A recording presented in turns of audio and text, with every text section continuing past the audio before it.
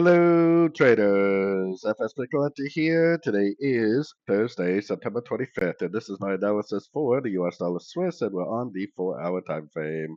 So the US dollar Swiss, we've been drifting between these two swings right here.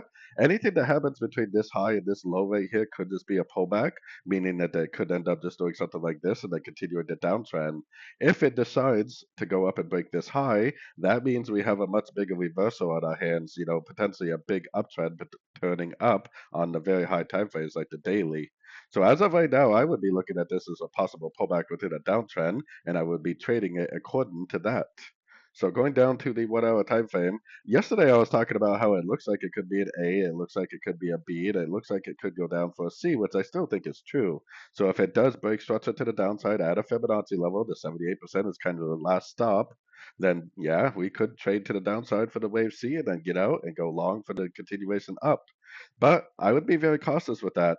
I would want to see a break of structure down at a fib level to even think about sorting it because it might just bounce a little, make a higher low, and just keep on going up.